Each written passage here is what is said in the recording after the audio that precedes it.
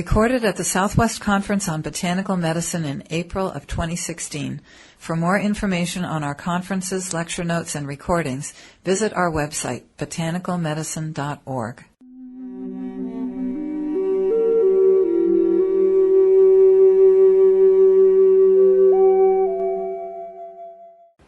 Local to systemic, I really want to get into some of there's some really interesting things that have come up recently in research and just people looking at the prostate and finding that there's some interesting mechanical issues and things that I hadn't ever seen before that I stumbled across when I was researching this talk that bring me both to local and systemic concepts. Botanical to biomedical. I'm going to spend a lot of time with the biomedical end of things with this talk because it's very important. There's a lot going on there, and there's a lot of choices to be made, a lot of decisions that people are faced with, and botanical medicine has a really strong place in prostate cancer, but a lot of times, so for men going through the prostate cancer process, it's complicated. There's a lot of choices. There's a lot of possible avenues. I'm talking about botanical to biomedical and from local to systemic, and then kind of working through all the considerations that come up for men with prostate cancer with the diagnosis. Because, you know, one of the things that Donnie told me a long time ago, he said, you know, after 20 years of treating men with prostate cancer, there's kind of a personality type. There's a character that you'll find that runs through the prostate cancer community. And, you know, after working with a lot of prostate cancer patients myself, I see that most of these men are very organized. They've got charts, tables. There's lots of different biomarkers. You're always following numbers over time and scans and details and dosings of things. And it gets to be a really elaborate sort of path of following a number of different factors. One of the things about the prostate, you know, when you diagnose a prostate problem, normally it starts with a DRE, right? A digital rectal exam. And that's because the rectum and the prostate are so close together. They're adjacent tissues. So the idea was that there's kind of an anal retentiveness to the prostate cancer sort of phenotype. Now, I'm not saying that that's ultimately true, you know, it's all, but there's definitely, you know, and I think it's just men in general in this culture, we have a tendency to really analyze things, really look and just want to know everything about something and want to control it. And that's kind of what I see with both the anal exit and then also the prostate as the places where these are the gates of release for our bodies. And when we're trying to not control things, but let go a lot, let go of things, be able to just, hey, it's okay. I'm going to let that go instead of hold on to it, you know, and end up with constipation, end up with a swollen prostate. So that's kind of why the dam picture was up there as the first slide, was just to represent that we've got to really work with these gates and allow them to work efficiently. Of course, on the other side of that, if you're always letting go all the time, that's just as bad, right? Because, you know, the other side of that constipation picture is diarrhea. So, but, you know, in Chinese medicine, we're always thinking emotionally. How do these organs and glands, and how do they relate to our spirit, to who we are? So with the anus and the prostate both, we're relating to how we hold on to or we release some physical substance, in the case of our stools or our urine, but then it's relating to our emotional state as well. How do we relate to the watery emotions of our life, the life processes that we're releasing that way, and then how do we relate to the more solid material, the stools that we are reprocessing through our emotional body as well, things that we have to digest. And so the idea being that digestion is not just a physiological process, but an emotional process.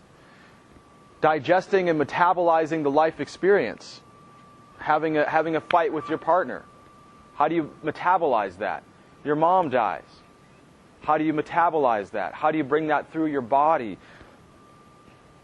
These are important concepts for me, especially when we think about something like the liver, which is our primary metabolic organ. The liver is concentrating the bilirubin from the senescence of red blood cells from the spleen, bringing that material, the biliverdin, over to the liver. The bilirubin is then concentrated, moving through the hepatobiliary tracts to be given into the gallbladder to be concentrated into bile so that we can digest fats, right? Well, in order to digest fats, we need this strong emulsifying detergent, basically an anionic compound that's going to make these little micelles. They're going to take the fats and break them into small enough pieces that we can actually absorb them and assimilate them, because if they're just big, long chains, we can't deal with them. And I always think about that when it's big life events happen. How can you digest that experience? You know, I haven't lost a father or mother yet in my life, but I have friends who have, and you know, it's a heck of an experience to go through, or to lose your child for that matter. That's a big thing for a human being to deal with. And so the concept being that the organ networks function also to work that emotional fat into small enough pieces that we can actually decide what are we going to assimilate out of that experience, what are we going to absorb and make a part of ourselves, and then also what part of that are we going to package up and say, I'm done with that, I'm letting it go. And that's where we get back to the gates again about actually our bowel movements or our urine. I'll just start off, I mean, my first slide is you can probably see it, the picture's probably not there, but there's the idea is turbidity. And it's come up a few times already, you know, in lectures. I heard David talk about it yesterday. I mentioned turbidity in my heart talk yesterday. But the idea is that in the body, you want to have the clear movement of fluids. You want all your fluids to be really clear. And not that they all have to be clear like see-through, but they shouldn't be cloudy with materials that shouldn't be there. We take the idea of somebody with metabolic syndrome, for example. You've got, you know, one of the 5 main categorizations that would be the foundation of metabolic syndrome, which a third of the American population has, right? You've got hypercholesterolemia, you've got problems with triglycerides, you've got hypertension, you've got insulin resistance and blood sugar handling problems, you know, body mass index, obesity issues. This is incredibly rampant in this culture today, and it is the source of so much of our disease. So much money we spend, so much of our energy goes into combating the diseases that are the result of this turbidity in our systems. So the slide I put up there is of kind of like a bubbling mire, like a bog. And it's like, you know, imagine, and this is a really cool old Chinese medicine concept too, is that the spleen being the digestive organ, the functional spleen of Chinese medicine, not the organ that has the red pulp and moves the blood cells through it, not that, you know, functional, or I should say organic organ, but the functional idea of the spleen from Chinese medicine was part of the pancreas function, the enzymes that would, you know, break foods down into smaller bits, the part of the stomach's function, probably the pepsin part of it, part of the small intestines function, which was to release all those enzymes into the lumen to create a smaller network of nutrients. They would associate the spleen with a low-lying lake, like a pond. And the pond was supposed to function at a very high level, where everything was clear, fluids would move in and out of it smoothly, and life that lived there had its own space. All the niches were clear, everything was open, and it was like if you imagine you went to a pond as a kid, and the salamanders were there, and you had dragonflies and little bits of cattails and little bits of water flowing in and water flowing out, and everything was just really beautiful. You could just imagine how beautiful it was. And then if you took that same pond, and instead of the normal flow of water and little trickling bits of nutrients that came in, you flooded that stream with a ton of silt, very rich, very sticky material that started to flow into that pond. Suddenly that pond starts to get gummy, sticky, it's not as clear, it starts to get cloudy, the water doesn't flow smoothly, the water passages start to get blocked, water builds up, the water goes into the land outside of it, the land starts to melt into the pond, and it becomes basically a bog. And then the bog starts to change what lives there. Now you don't have dragonflies and salamanders, you've got mosquitoes and midges, and you've got all kinds of strange leeches and things that are living in this other environment, a not very hospitable environment for the human being. So that's an ecological concept for how we would see this dampness and turbidity syndrome, this metabolic syndrome, affecting our digestive tract and then the movement of fluids and nutrients and materials throughout our bodies. You went from this clear, clean, flowing pond into this stinky bog. So that's where I started.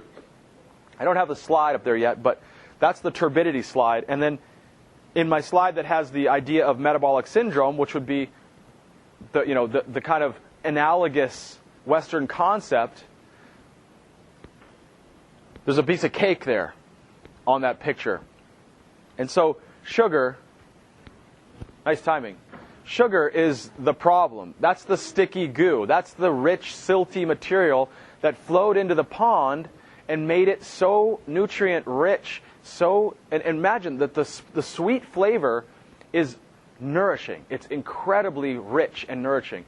But too much rich and nourishing is just as bad as not enough. It's actually probably worse. Too much of the sweet stuff makes us sick. So that's where this is. And you can see right here, there's the metabolic syndrome issue. Here's the part of the story. There's a story, and I was telling you about the spleen, right? This idea, the concept. So in Chinese medicine, all the organs have a relationship to geological or geographical locations. So there was a figure in Chinese medicine who was referred to as the Great Yu, or Yu the Great. And his story is all about this village, and it was really a kingdom, where for generations, the 100-year flood would come through and it would wipe out their structures. So what they did, generation after generation, hundreds of years, they would berm up the earth to try and prevent the flood from washing out their structures, all their storehouses, all their buildings. But it just would never work. They would always get washed out. So the Great Yu was the son of the emperor. He had this concept. When he came into power, he said, we're going to do something different. In expectation of the next flood, he decided he was going to build a network of canals. He was going to dig out the earth instead of berming up the earth. And what happened was, he was able to preserve his kingdom. And they were able to live on, and that kingdom still exists today. Because he was able to create networks of water movement to clear the water out from the land rather than trying to berm up earth against it. So that's the concept of the Great Yu and what he brought. And that the idea is that's the spleen. And that's the spleen, the Chinese spleen, that's the functional organ as it is moving those materials, the nutrients, the rich stuff, the sugars and things, getting it all out of the body through these channels, these networks. Some of the plants that we're going to talk about help do that. They help the body get things out, move more smoothly, create that clarity so it doesn't build up into turbidity and then back up into the systems that are supposed to be the gates to hold this thing. Okay, some prostate cancer risk factors.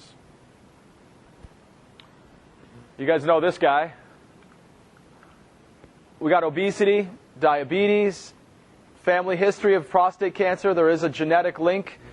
Just something about talk about genetics. You know, people always want to know: is this is this thing genetic? Is it hereditary? Well, folks, genes don't exist in space. Okay, they live in an environment. They exist in the context in which we live. So, if your dad got prostate cancer and he ate red meat and did all the things that go with that, like lots of hamburgers, lots of overcooked meat, the meat that was injected with hormones, so on. He smoked cigarettes, drank coffee, and he got prostate cancer at 65. Well, if you do all that same stuff, you're probably going to get prostate cancer too. If you make a lot of changes, you're not just destined to have prostate cancer because he did. You can affect those outcomes. So family history, that's just for us to understand. If you work the same way that the person who came before you, because you're genetically linked to them, you're probably going to have the same problems that they did. Let's see. Lack of sunlight and vitamin D. I don't think Java gets much sunlight. Smoking, pesticides. We talked a lot about chemical exposures yesterday, and chemical exposures, there's just so many now. You know, we're swimming in a soup of chemicals all the time. We don't understand how it's affecting us. We'll research one chemical and say, okay, we know that this chemical is okay at this level, but that's not really good enough, guys, because we got 800 known right now, new chemicals that are in our environment, coming from these chairs, from this carpet, from the paint, the electromagnetic fields, the foods we eat, the pesticides, everything that's going on. So we don't understand how deeply we're affected by the chemical exposures, but we know it's a big problem. Shift work is a big one I want to mention. That just means that you work the night shift. And the worst thing you can do is flip that. You work the night shift for the weekend, and then you go home and you're with your kids and you work the day shift. That's bad. Lipid imbalances and viral infections. The viral connection to cancer is becoming more and more obvious. One of the most clear ones has been with the head, neck, and throat cancers. So squamous cell carcinomas. You know that there's a deep connection with cervical cancer, right? And HPV, we know that. But now we know that the same genetic markers, the P16 marker that is associated with genetic damage that's induced by the HPV virus in the squamous cell tissue of the cervix, is the same gene that's showing up in the throat and in the head and neck. So there's obviously a clear connection between HPV and sexuality, intimacy that is shared between people. That's been shown really clearly. And now most cancers are showing viral connections. Glioblastoma, cytomegalovirus, great new research in that area. And some new stuff in prostate cancer, but no treatments or anything yet, but just starting to uncover that viruses are a part of the ecological change that occurs under certain conditions that lead to further mutagenic changes in the tissue. Stress.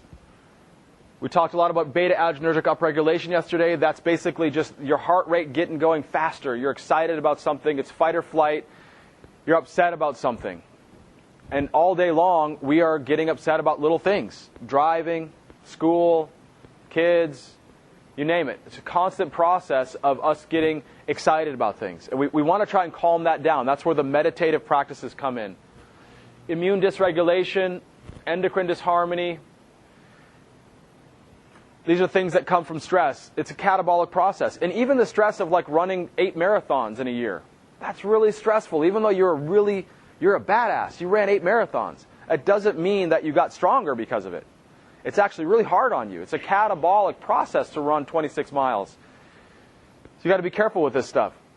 Loss of apoptosis, that means that the cells are no longer listening to the signal, the clear signal from the immune system that says, okay, you're doing something wrong. I'm going to shut you down. The cell goes, no, I'm not going to do that. I don't want to shut down. Shift workers, again, higher incidence of prostate cancer, just direct study in 2006. So lack of sleep. There's Bilbo, one of my buddies. Third most important key to life after air and water. Do you know what I mean by that? Everybody always says you got to have air, right? You got to breathe. And breathing, of course, is the closest link we have to our mortality. Absolutely. Hold your breath for 2 minutes right now. Let's all do this. Ready? Okay? And see how you guys feel, okay? And that's why in Chinese medicine, the lungs are associated with the corporal body that we live and die with. It's a very deep connection to our mortality. Then you have water, which we know you can't go very long without water, and most people put food next. But I'll tell you, people go a couple weeks without food. I mean, I've gone 7 days without food, and I actually felt great after that. But go 7 days or 14 days or a month without sleeping. Not happening. Not happening. Sleep is so important. I put it number 3, before food. The adrenal rhythm, sleep is so important. The timing of your sleep, keeping it even night after night. Try to go to bed and wake up at the same time.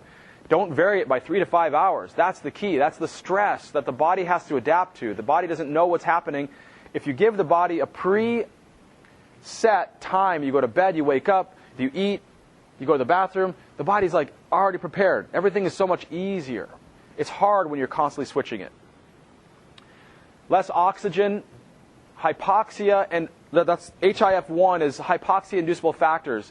And hypoxia-inducible factors are factors that lead to the promotion of mutagenic changes in the tissue.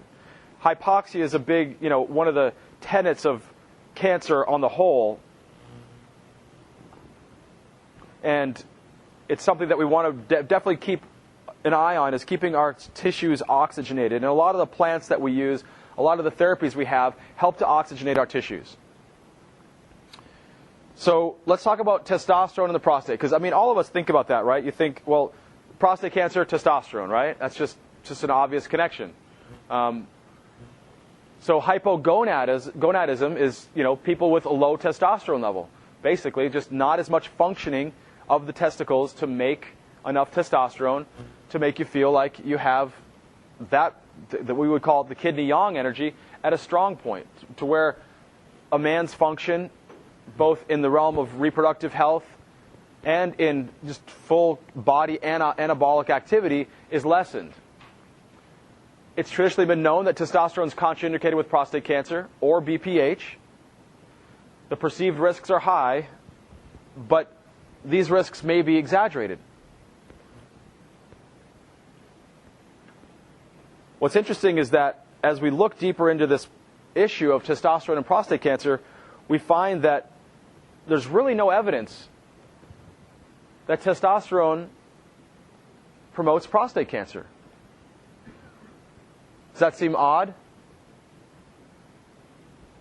You start digging in the research and start pulling up all the studies.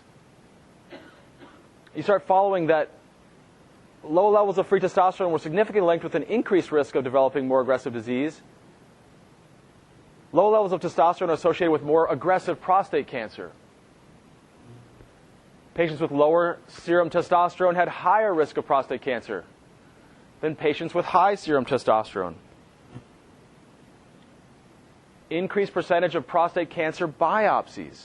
So this is basically going through and diagnosing men with prostate cancer and then checking their serum testosterone levels and correlating them. That's what these studies did. All these studies. I went just with more. There's tons of studies on this. Low serum testosterone is a risk factor for the development of prostate cancer.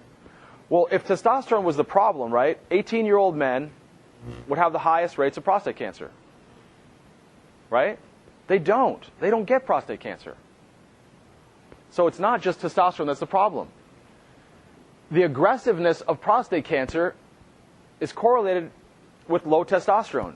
So men with a low testosterone have a higher Gleason score, which we'll get into understanding what is a Gleason score. Free testosterone, low, more extensive disease. So on diagnosis, men with low testosterone have more extensive disease. And all men with a biopsy Gleason score of 8 or greater had low serum free testosterone. That's the study from 2000. A Gleason score of 8 is a pretty, it's considered aggressive disease, right? It's not like some sort of, it's significant, it's statistically significant. No, it's like all of them in this study. Every man had low testosterone. So high-grade prostate cancer is associated with low serum testosterone. I just want to make sure that that's really clear and obvious. So talking about the heart yesterday, it's really interesting because the heart and the prostate share the same pathophysiological mechanisms to their demise. Okay? The same things. What does testosterone do for the body? It keeps our blood pressure low and controlled. It regulates our cholesterol. So, normal testosterone is going to give you a lower total cholesterol. It's going to decrease your visceral body fat, decrease your waist to hip ratio, decreases your serum insulin, decreases your fasting and postprandial glucose, increases your HDL cholesterol, and increases your insulin sensitivity. Well, look at all this stuff. I mean, this is the cardiovascular disease picture, right? It's the same thing in prostate cancer. The same factors are going to lead to problems in the prostate that are going to lead to problems in the cardiovascular system. And I want to make that really clear. So, an obvious idea here is let's go ahead and give people testosterone, right? Let's give them testosterone. Let's give men testosterone. Well, I put up a slide here that just kind of demonstrates two different ways to approach testosterone. I think the guy on the left there has maybe a little too much. The guy on the right there is, has a balanced level of testosterone. So the concept here being from me is not everybody needs to take exogenous testosterone and get their level up to the level of an 18-year-old man. But how do we make their testosterone optimized? How do we optimize their anabolic activity? How do we make their body relate to their testosterone better? And how do we get their body to make enough testosterone that it can serve all those wonderful functions that we saw on the last slide? So my theory is not to just give people testosterone, although there are cases where we need to do that. So this is a great little list of herbs that are all anabolic enhancing herbs, okay? These are herbs that we can use to increase testosterone production. These are herbs that can be used to increase anabolic function in the body. These are herbs that have a group of compounds. Almost all of them have a large concentration of what are called phytoectosterones and phytosterols. These are plant steroids that literally build the plant material. So the plant itself uses its own hormones to induce its own growth. Repunticum carthamoides, or Luzea, it's from Russia, Russian Luzea. That plant, that's the one featured there in the picture. That plant is amazing. It's originally was called marl root because it was found in the marl region of Russia. And the people there observed that the deer, the marl deer in that region, would dig up this root and eat it. And the people were like, well, why are they doing that? And they followed this deer and followed this root. And eventually it became part of their folklore medicine. And they found that plant, the root of Repunticum, was very powerful for helping people who were really weak, frail, and deficient to become strong. So ataxias, this plant is amazing for ataxias, people who are just, they're at the core of their being, they're just not thriving. It's rich in a group of compounds. It has luseasterone, turkesterone, ectazone, ectosterone, a number of other plant sterols that all, what they do is, imagine the testosterone receptor complex. The body releases testosterone, it goes out into circulation, and then it interacts with the receptor, right? So testosterone is the ligand, and the testosterone receptor is the receptor, and the two somehow communicate. And when they do that, it induces the testosterone effect on the cell nucleus, and then the cell goes into replicating itself, making new proteins, developing more cells, going into mitosis. It rebuilds tissues.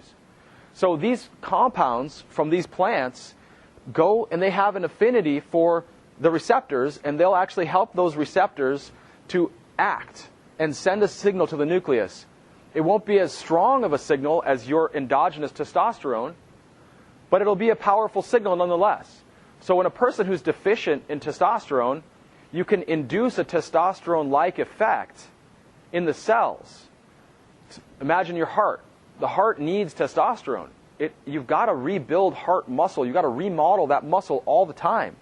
If you're deficient in testosterone, folks, that's one of the leading causes of cardiovascular disease right now in the world, is testosterone deficiency. So by giving people these plants, we start to help their muscles remodel. You can protect their heart, protect their blood vessels. So Panax ginseng is one of my all-time favorite plants. I'm going to talk about that one specifically. The Panax, the ginseng itself, the Ren Shen, is like, it's about the essence of man is kind of what it is. And we'll, like I said, we'll talk about it at length, but the ginsenosides in that plant have all kinds of incredible benefit for the human body. It's kind of a Chinese proverb that after 35, all men should take ginseng. It's pretty cool because we found out that at 35 years old, our DHEA levels start to decline. Of course, we could help, ameliorate that, but it's known now that DHEA levels in a human being start to decline at age 35, on average. Tribulus terrestris, another plant with tons of great use in Chinese medicine, has some really cool compounds. It actually has a compound in it called protodiacin. Protodiacin is a precursor to DHEA. We make DHEA out of it. That's really cool. That plant actually gives you some of that DHEA. And DHEA is another anabolic hormone that's going to help cells rebuild. Uricoma longifolia jax. This is an Indo-Chinese and Indonesian plant that's been known for centuries to increase sexual function, increase erectile function. And now it's been studied more in depth, and it has a lot of great compounds in it that enhance sexual function, enhance sperm motility, enhance sperm production, increase erectile function for men. Suma Fafia paniculata is a Brazilian plant that was actually, it used to be called Brazilian ginseng. Ginseng basically became a term that was used for just about any plant that had kind of like a panacea type of effect. Any kind of plant that was thought by the people to pretty much cure any disease. That was the concept with Siberian ginseng too, Eleutherococcus, right? That was another plant that was considered a ginseng, but it was called ginseng because it just did so many beneficial things for people. And Pfaffia paniculata is another one of those plants that did a lot for people. And one of the things we've seen more recently with these saponins and ectosterones is that it's very rich.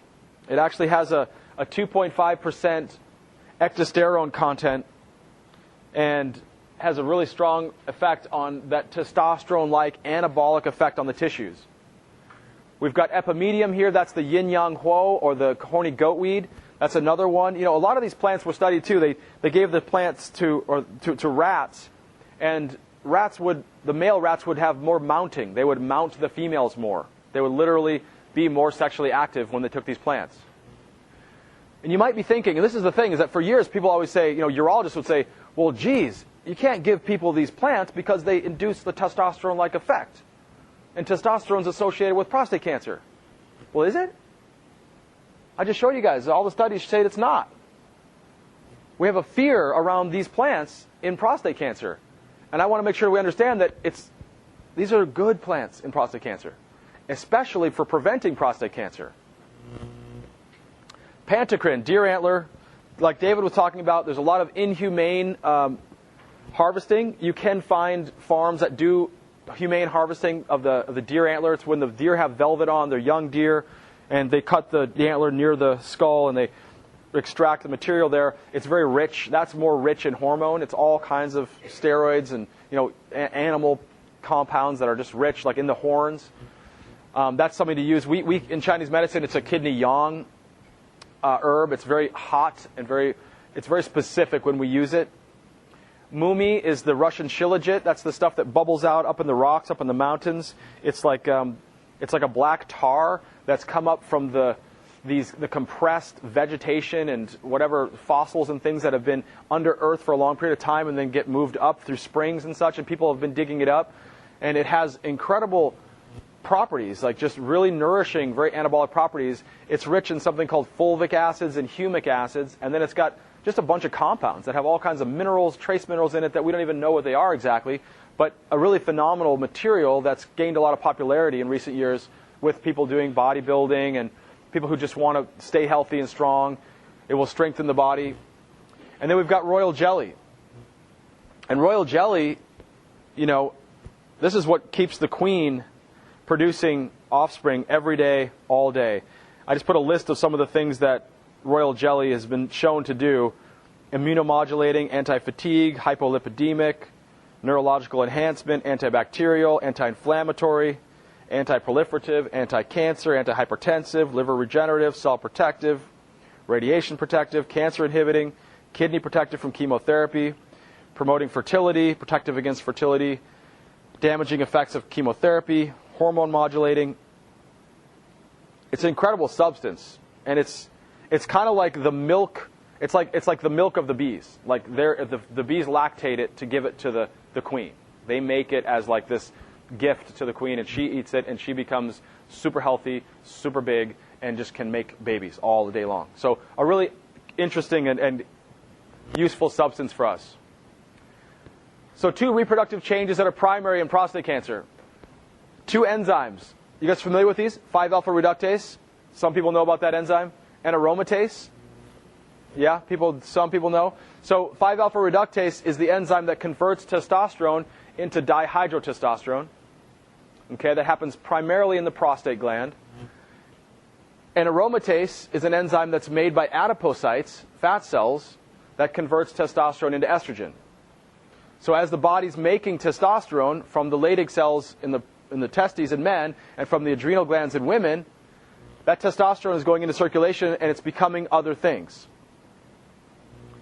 Aromatase is a big target in women's issues, and breast cancer especially, where we want to inhibit the buildup of estrogen. We block the conversion of testosterone to estrogen. That's how you inhibit estrogen formation in a post-menopausal woman. In a man, in bodybuilding, when men take testosterone, in order to prevent it from converting into estrogen, they take aromatase inhibitors. They try to block that pathway to keep the testosterone around. 5-alpha reductase has a lot of plants that target it, plants that are known to modulate how much it works, because, again, it's back to testosterone isn't the problem, but as testosterone gets affected by these other enzymes, it gets broken down into different compounds, and those other compounds can be problems. So dihydrotestosterone is the main active promoter, as seen in urology, of prostate cancer. It's the primary way that prostate tissue grows. Okay?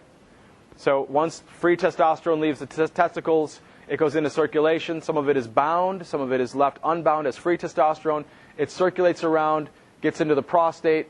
There it's acted on by the 5-alpha reductase enzyme. It converts into dihydrotestosterone, which is about 2 to 10 times stronger than testosterone for inducing growth of the prostate tissue. So estrogen is also a big factor in prostate cancer and BPH, benign prostatic hyperplasia. When you get an elevated estrogen to testosterone ratio, that's a problem. This again goes back to the dampness picture, right? The person with the metabolic syndrome. This is going to be the person who has a high estrogen to testosterone ratio. We don't want that. We want it to go the other way. Testosterone to estrogen ratio should be good. We said before, testosterone metabolized into estrogens stimulates the growth of fibromuscular tissue of the prostate. In the prostate gland, both types of estrogen receptor subtypes are present. Okay? So I just want to throw something in here about plastics. Plastics are estrogen mimics. They are endocrine disruptors. They look like estrogen to the body. And if you guys understand that when you take estrogen in exogenously, it goes through a system of changes. And that's happening in the liver. The liver is like the pachinko game. You ever see the pachinko game in Chinese? The Chinese game? You put the ball in at the top and it goes ding, ding, ding, ding, ding, ding, ding, ding, ding, and the ball comes out somewhere at the bottom. That's what happens. There's enzyme pathways all throughout the liver that set these estrogens to go and be metabolized into different what are called metabolites. And plastics fill up some of those enzyme sites. They disrupt the way those enzymes are working, and they can result in all kinds of changes to the estrogens coming out at the end of that pachinko game, at the other end of the liver. Okay? And they themselves can become toxic estrogens, metabolites, that then induce growth in the tissue. You guys follow me? Okay. So BPA, we all are aware of that. Don't do BPA. It actually affects the 5-alpha reductase enzyme as well. So endocrine disruptors, we know, this is kind of just goes on and on ad nauseum, like I said, how many different things are in our environment, how deeply they affect us. We need to deal with it. We need to change our environment, number one, but we can also do a lot of things with plants and nutrients and lifestyle changes to avoid some of this stuff and help to minimize how much endocrine disruption we're exposed to. So just a little anatomy review. This is an older male reproductive system. The prostate's a little bit enlarged. You can see the rugae of the bladder there. That's the bladder muscle. This is a very important part of the physiology. You can see the seminal vesicles coming down the posterior part of the prostate. You can see how close the rectum and the prostate are in this diagram. And you can see that the urethra passes right through the prostate. Another view reveals that we have a capsule around the prostate, literally the prostate capsule. The prostate consists of several zones. There's a central zone in the middle. There's a transitional zone around that. And then there's a peripheral zone on the outside. Most of the prostate changes that happen in BPH happen in the transition zone, which is normally the smallest part of the prostate. But as men age, it starts to grow. And understand also that all men are facing problems in the prostate right now. You just for me and for my friends, I just treat myself as though I'm having BPH and prostate cancer right now, because the risk is so high. So high. Almost every man will have prostate cancer. It's just very, very rare. I don't know if anybody does it. If you live long enough, you will get it. So it has to do with our environment, has to do with our lifestyle, has to do with a lot of factors that we're going to hit on as we go forward here. Muscles, right? We've got muscles that interact with the prostate here. We've got a fibromuscular stroma. We've got a capsule.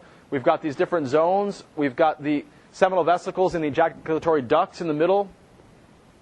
This structure right here acts as the dam from that first slide, right? This is our dam. Behind it is the bladder. The bladder is really important, though, because it's a complicated muscle, right? It has, the rugae is a muscular system that squeezes under neurological control from the autonomic nervous system the urine out through our prostate and out the urethra. So oftentimes in prostate problems, when the prostate becomes the dam that's blocked, the bladder is the thing that really suffers. What does the prostate do? It's a big part of secreting the pieces of the sperm, the spermatic fluid that nourish the sperm, that make the sperm able to live and go do their job through their reproductive cycle. It helps to expel the sperm through the orgasm. What are the main dysfunctions of the prostate? Prostatitis. And this talk was originally going to be all three, but it's just too much. I mean, it's already a lot just to get through the prostate, the chronic conditions. Prostatitis is another issue, and it's, there's a lot of causes for it. 8% of all urology visits, it comes up a lot in clinical practice. Men come in with pain. It can be all kinds of abdominal pain. It can be pain that radiates. It's all kinds of different things. Burning with urination. Lots of symptoms that are more acute. It can be bacterial. It can be non-bacterial. It can be viral. It can actually be fungal. There's lots of different things that can cause prostatitis, and it's a whole other conversation. BPH is a chronic endocrine condition, right? The secreting gland that has a very chronic course to its disease. It's a very slow process that builds up over time. Same thing with prostate cancer. It's a very slow growing, in most cases. Of course, there's always exceptions. But most 95% of the prostate cancer out there is going to grow very slowly. So there's a lot of time to watch how this thing unfolds. In the natural history, we can see what's going on. So let's talk about BPH first. I always heard it as, it was benign prostatic hypertrophy. That was originally what I learned in medical school. But then recently it's been clarified that we're talking about hyperplasia. Okay, the cells are actually replicating, more and more cells. And as we understand how dihydrotestosterone increases the growth of mitotic development of cells, we see that the prostate tissue is growing and growing and growing. Now there is a hypertrophy that happens as well. The tissue gets pressure on it and swells, and we'll talk about that a little ways down the road.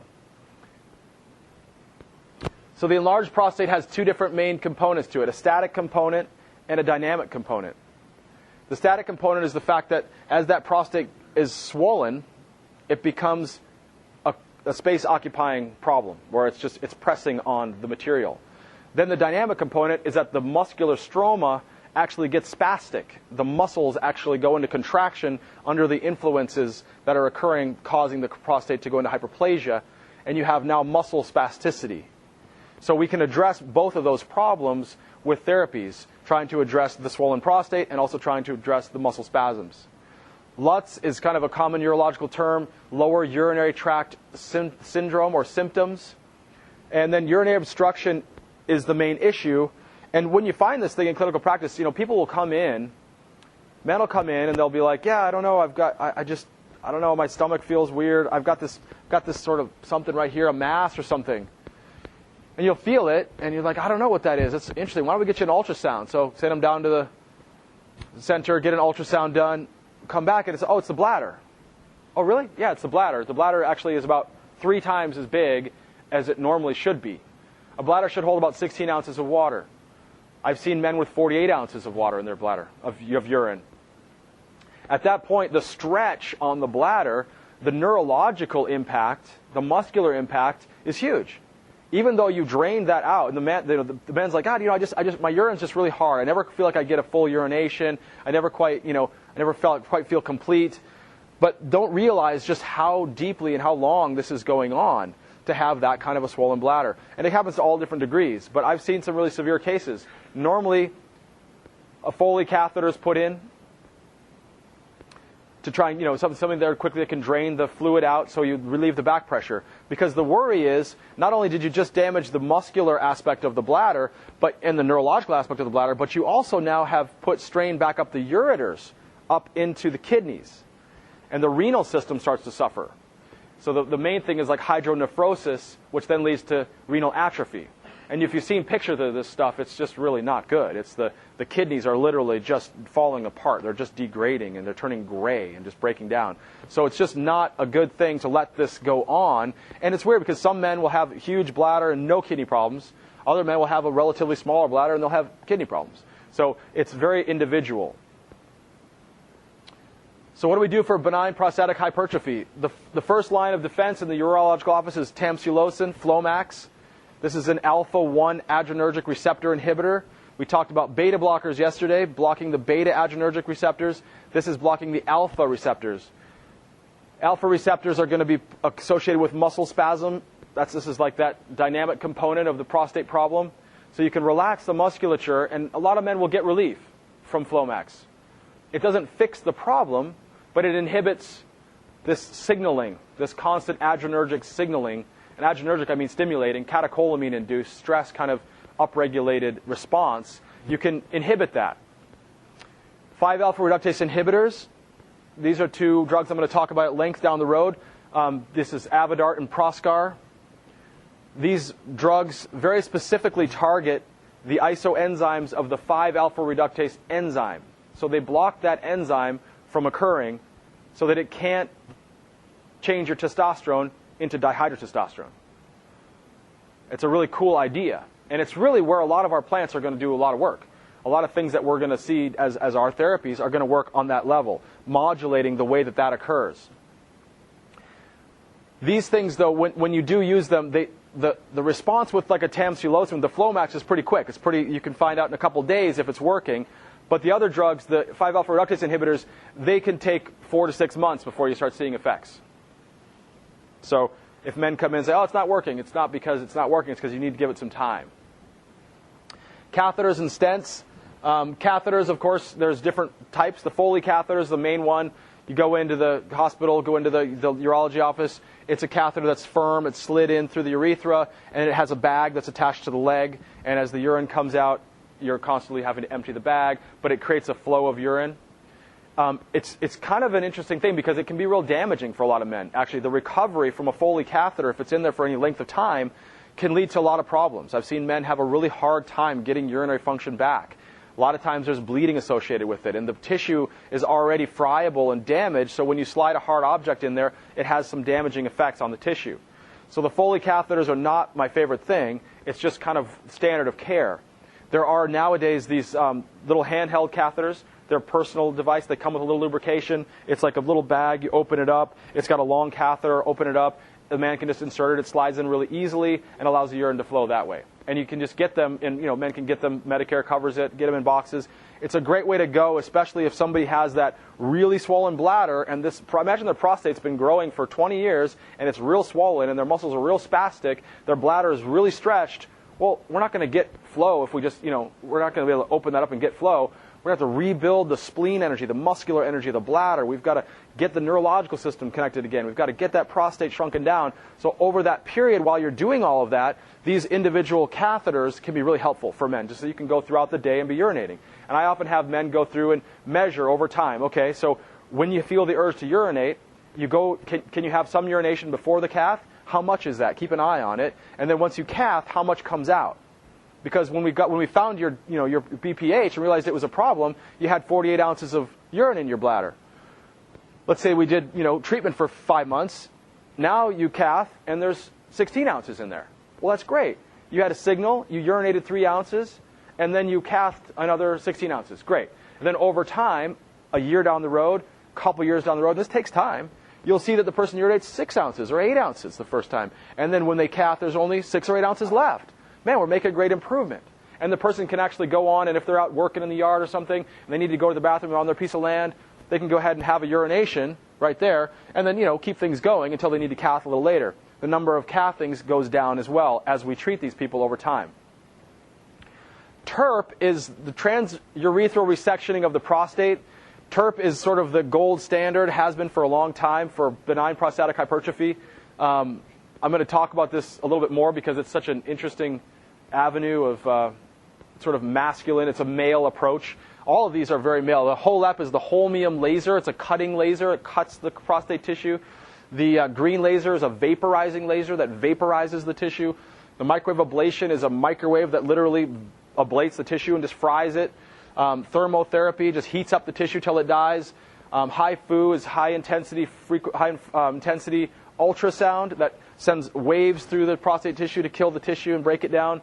And then a prostatectomy is also, for some people, what they're prescribed for their BPH as well. We'll just pull it out. So we'll talk about the hormone inhibition, the 5-alpha reductase inhibitors, Proscar and Avodart. We're going to talk about these a little bit more in detail. I kind of already hit this. These drugs do a really good job of inhibiting dihydrotestosterone formation, thereby slowing down the growth impact of that compound, DHT, on the prostate tissue. And so when you inhibit that, then over time, the influence of growing new cells is reduced, and the prostate slowly starts to shrink. It just takes a long time. We talked about the aromatase inhibitors. There's 3 of them here. Aromacin, this is a steroidal aromatase inhibitor. If you've been ever working with women with breast cancer, these are the 3 options. Arimidex and Femara are non-steroidal aromatase inhibitors. They bind to the aromatase enzyme or the receptor and inhibit the conversion of testosterone into estrogen. And this is important because, like I said before, testosterone isn't the big promoter of the prostate growth.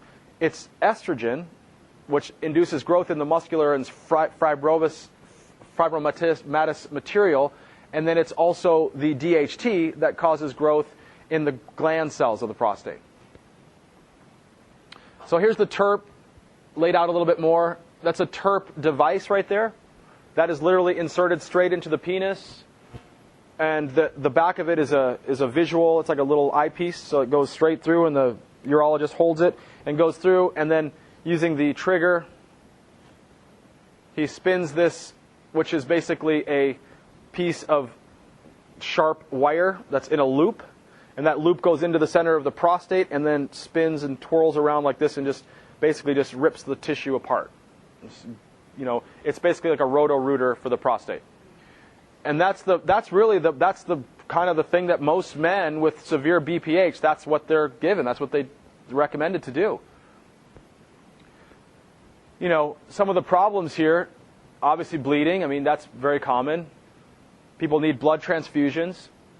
There's something called transurethral resection syndrome, and that's a pretty severe problem, actually.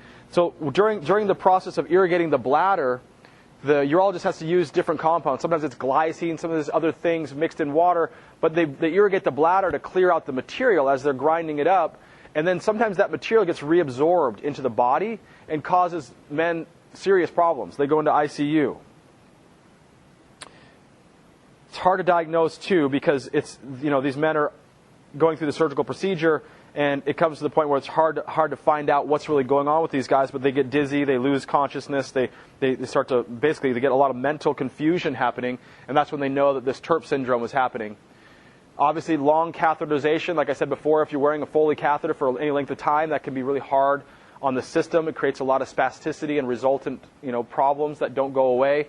We've got long hospital stays, urinary incontinence. I've seen men who had to urinate every 20 minutes after TURP, every single day. There's no cure. And retrograde ejaculation. If you do this procedure, your ejaculation goes backwards. It goes up into the bladder. That's just a given. That's just part of the deal. Some men opt for other therapies because they don't want that. So I want to talk about some recent developments in other fields. People trying to deal with this problem, when it's very advanced.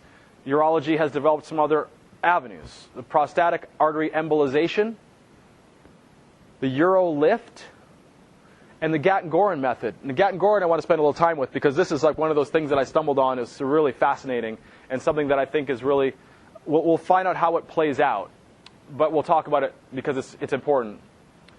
So here's prostatic artery embolization. You can see here what happens is a catheter is placed up through the body, through the inguinal arteries, brought up into the prostatic arterial system, and then small embospheres are deposited into the arterioles to go ahead and block the arterial interface with the capillary beds in the prostate tissue. The idea being we're going to stop blood flow to the prostate, thereby stopping the flow of testosterone and the conversion to dihydrotestosterone or estrogen or whatever else might be going there that's inducing growth. And we're going to slow the growth of the prostate.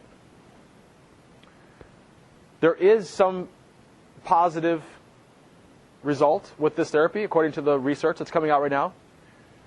It's a rather complicated procedure, but, compared to cutting out the prostate or, there's a lot, compared to TURP or things like that, this could be an option that many men would consider if they could get it. It's not going to be very well covered. It's very expensive, but it's new. And it's what's happening in the United States right now as far as the cutting-edge BPH therapy.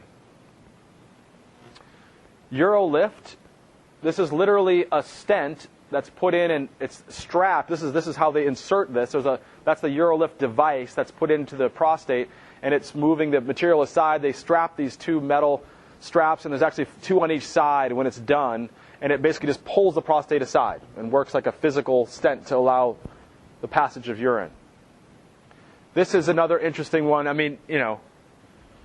Once again, we're not addressing the problem. We're just trying to create urination, and then there's a cost because you're going in there and it's invasive. But at least you're not cutting the tissue. You're not destroying the tissue. And that's what I like about these three options as I put them up there, because I think these are the most interesting options because they don't just destroy the tissue. That's kind of our approach, right? That's kind of like the Western model. If there's a terrorist, well, we're going to destroy them. We're going to bomb everything that they've ever done. We'll just find them in a cave and we'll blow them up. Well, if there's cancer somewhere, we're going to go in there, we're going to destroy it, we're going to blow it up. That's just how we approach things. I don't approach things that way very often in my life, so these were interesting concepts to me. So this one is really cool. So these guys, Drs. Gatt and Goren, they're Israeli doctors, not urologists, but they came up with a fluid dynamics mechanical model to explain prostate cancer and benign prostatic hypertrophy or hyperplasia. Now, what's really weird, you guys, when I found this paper, and this is from 2009. This is 2008. The second one was 2009. I was like, what is going on here? I read the abstract and I was like, what? I had to double take it. And then I bought the paper because I had to download it, from a site that was selling it. I was like, okay, $35 or whatever. I was like, give me the paper. I need to read this thing. Look at this diagram and reading what these guys did. And their procedure that they're doing, their first study, this one in 2008, revealed that they treated 6 men with diagnosed prostate cancer, Gleason score of 7, with their method. And after they were done, 5 of those men had their prostate cancer resolve completely, 6 months. One of them didn't have results, and they explained why that was. The next paper that came out in 2009, they treated a whole bunch of guys with benign prostatic hyperplasia with really amazing results. I'm like, what are these guys doing?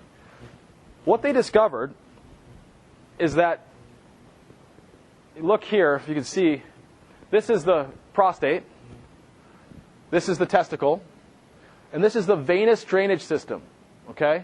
So these are the prostatic and testicular drainage systems. So as the testes make testosterone, that testosterone enters the venous system to return to the heart via this vein called the internal spermatic vein. Okay? It's a very long vein. That vein has these backflow valves. These are venous backflow valves, okay? That's the right ureter, and this is the left end of the internal spermatic vein that enters the vena cava. As the testicle creates the testosterone, it goes up into the vascular system here, enters the internal spermatic vein to return to circulation, get up into the heart, and get sent out to the whole body. So that's how testosterone gets into circulation. What's really interesting is that the prostatic drainage system has this little spot right here called the differential vein that connects between the testicular drainage system and the prostate drainage system. So what they found in all men that they treated for BPH or prostate cancer, every one of them, and they found this on color Doppler ultrasound, had vascular insufficiency of these veins. Meaning as the heart beat and the blood pumped up, on the intake of the heart, when the atrial go into contraction, these veins didn't do their job. That blood that went zhoo, and what happened is that blood then, with all this testosterone going like this, goes like this. Like this, goes like this. Like this, goes like this.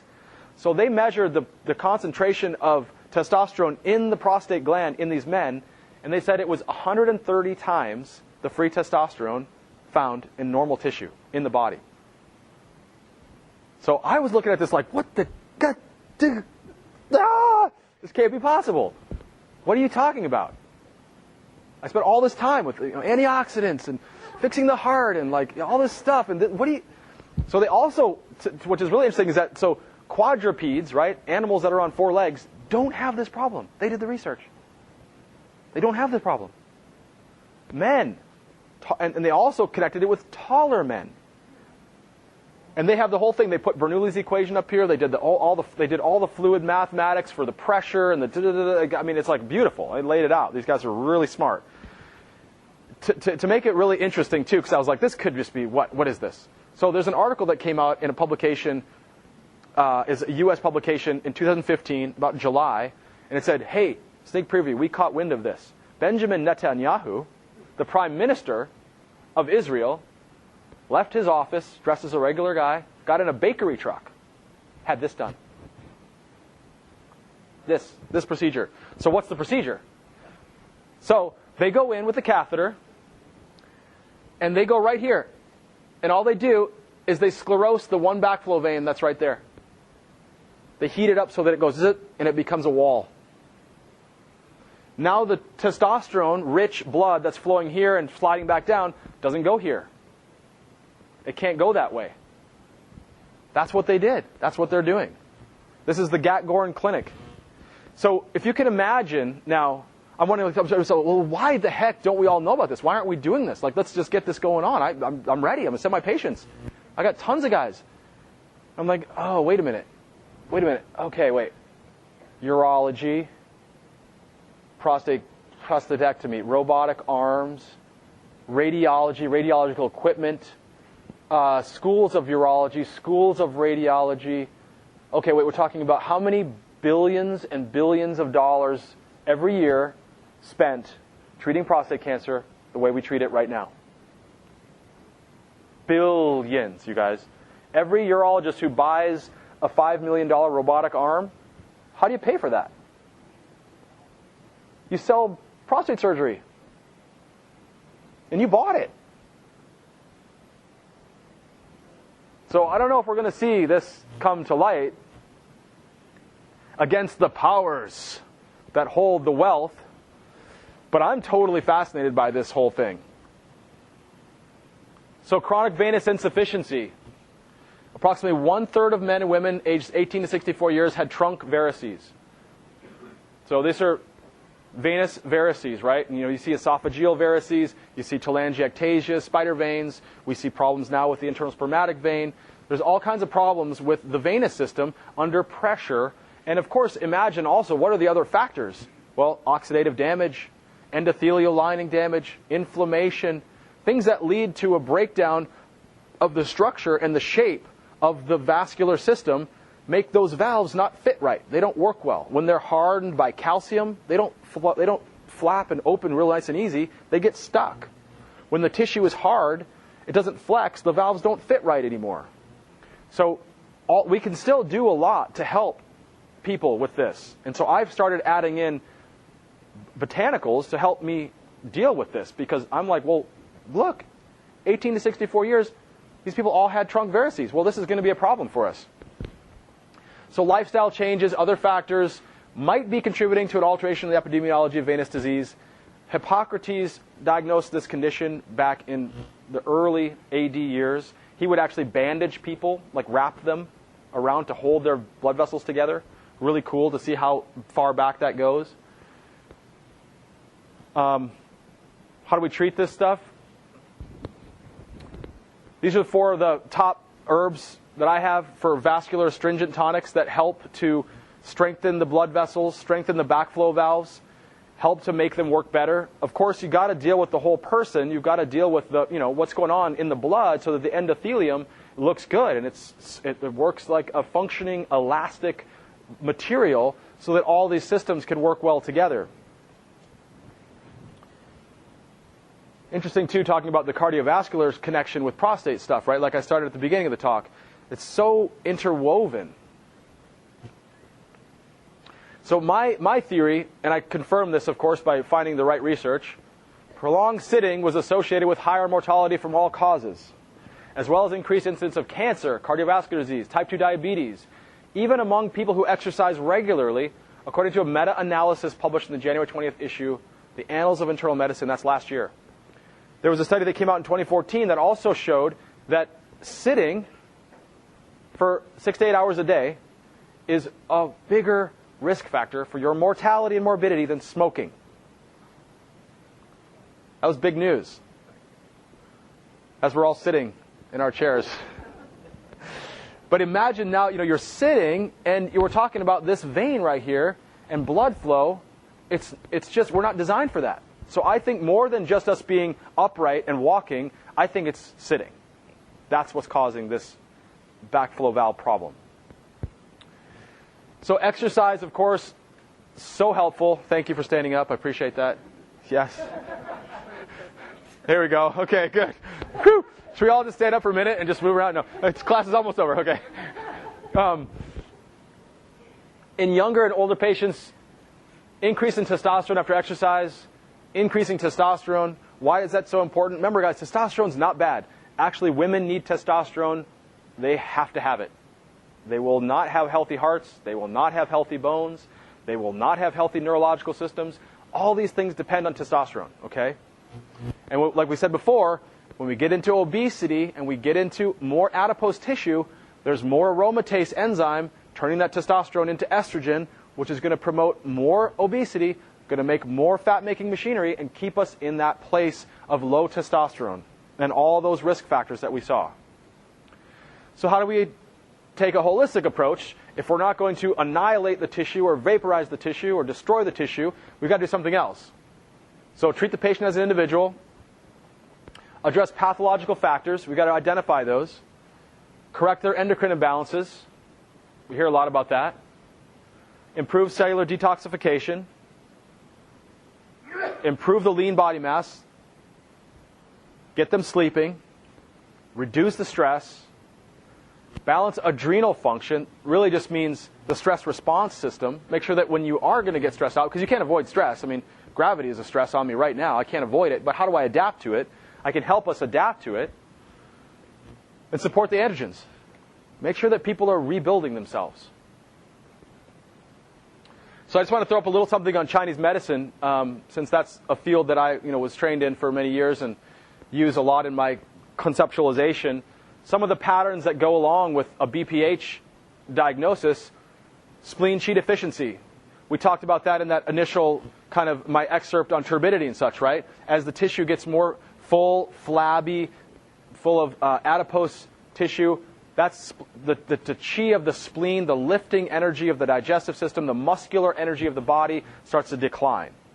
Phlegm and dampness, we talked about that. That's the turbidity. That's that too much sugar leading to this just overproduction of these leptins, lower rates of adiponectin, high rates of resisting our insulin and glucose connectivity so that insulin and glucose don't work together, leading to high blood sugar and high insulin, which leads to all kinds of problems. Liver qi stagnation. Look, we're talking about metabolizing the life experience, right? Have an argument with your partner. Oh, I got pissed off about this thing. Oh, that guy in front of me pissed me off. He should have turned right there. God damn it, use your blinker. Like just a constant process of, that's liver qi stagnation. It's going on and on and on. Qi and blood stagnation on the whole. Just energy not moving. Get up off the chair. Move around. We've got to move energy. We've got to keep it moving. We've got a lot of therapies that are really good at helping to invigorate the blood, invigorate the qi. And remember, cancer is a blood stagnation disorder. It's a coagulopathy.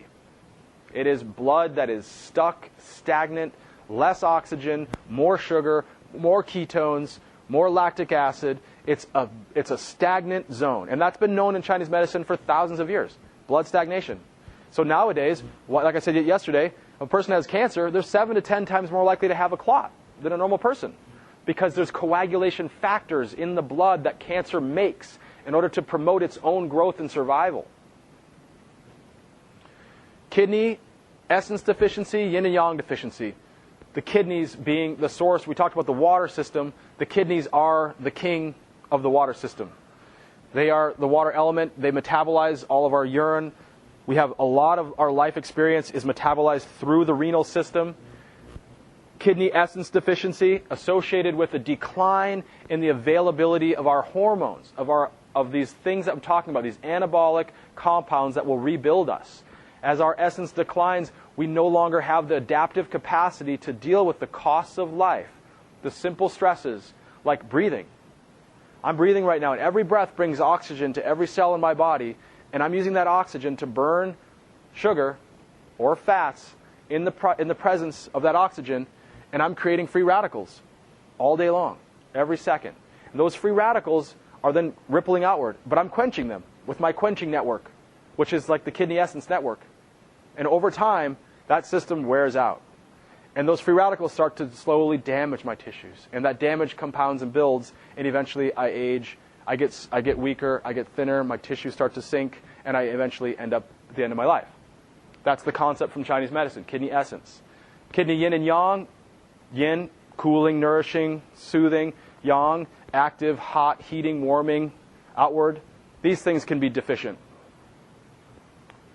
So I want to talk about some of the biomarkers that are really important in prostate cancer, and this is just prostate health in general. I've got a more specific prostate cancer list a little bit further down, but take a look at this list and keep it, because it's a good list. It's got a lot here that's helpful for you, and if you're an herbalist, get the labs from a person. I always say, hey, whatever labs you have, bring them in.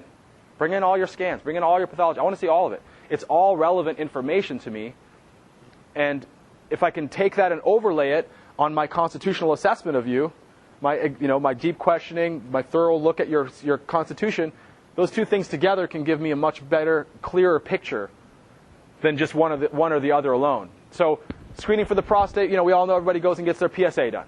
The PSA, the prostate-specific antigen. It's a compound, a protein produced by prostate cells that goes into circulation. When it's elevated, it's an indication that prostate cells are making too much of that antigen. There's a free and there's a total. The free is unbound, and the total is the unbound plus the bound. In a case like prostatitis, where someone has an infection, you could have a high PSA, but the free PSA will be high as well. In a prostate cancer, there's very little free PSA. It's mostly bound PSA. Blood sugar-related problems. These are big problems in prostate health. Like I said, same stuff with cardiovascular health. Use the same idea. Glucose and insulin, hemoglobin A1C, right? That's the history of blood sugar damage to the red blood cells, right? Rusting the iron. C-peptide, that's a great marker. C-peptide is a marker that you can use when you're looking at finding out if someone is producing insulin and how much insulin.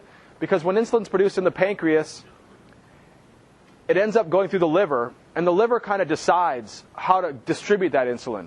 So you can't just measure someone's insulin and say, oh, this is a measure of how much insulin their pancreatic beta islet cells are making. It's not an accurate measurement. But the C-peptide is a peptide that's cleaved at the islet cell every time an insulin molecule is made.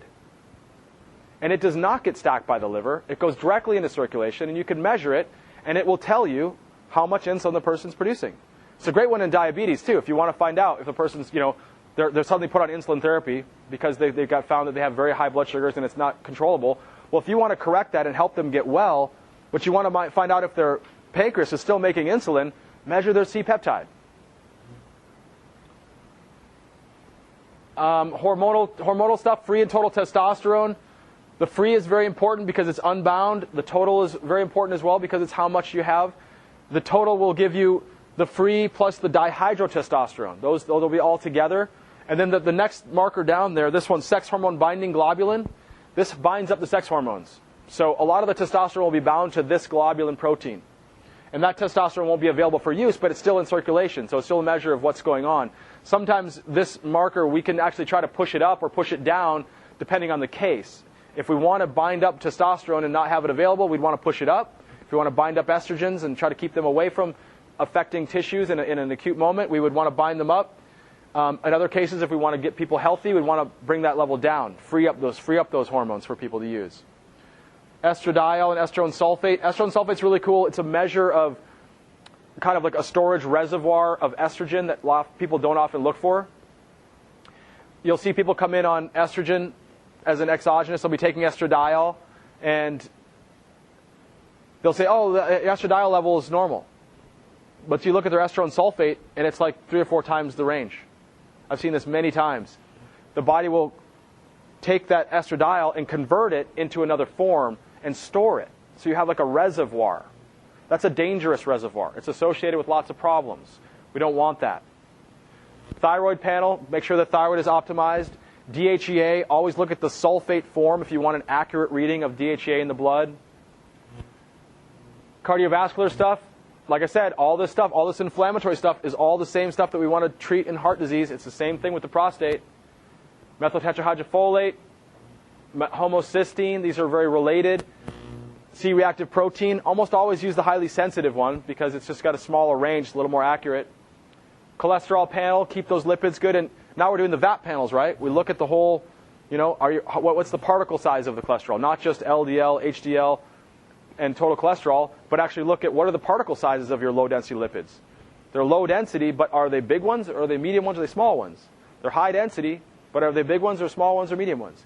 And high-density lipids are densely packed. They're hard to break apart. Low-density lipids are puffy, and they're easy to break apart. So those are more dangerous. Fibrinogen is a precursor to the building of fibrin. You've got thrombin, acts on fibrinogen and turns it into fibrin. Fibrin becomes the strands that lead to clots. Nutrients, serum zinc. Zinc, always run zinc in prostate. Always. Zinc in prostate. I'll say it again and again. It's the number 1 nutrient in prostate for the prostate health all the way around. Zinc. So always look at the serum zinc level. Ceruloplasmin is the tissue level of copper. And copper and zinc affect each other in a direct way. So if you have high levels of zinc, you'll have a harder time uptaking copper in the digestive tract. Likewise, if you have high levels of copper, you'll have a hard time taking in zinc. So they're both cations with the same charge, and they affect each other's absorption. So ceruloplasmin is the tissue level of copper, and copper is also associated with angiogenesis. So in more advanced cases of cancer, where cancer is spread, you'll find ceruloplasmin becomes a marker of disease progression. Because as the disease is growing, once it gets above 2 millimeters, it's got to build its own vasculature. And in order to do that, it needs to have copper, because the vascular endothelial growth factors depend on copper for them to work.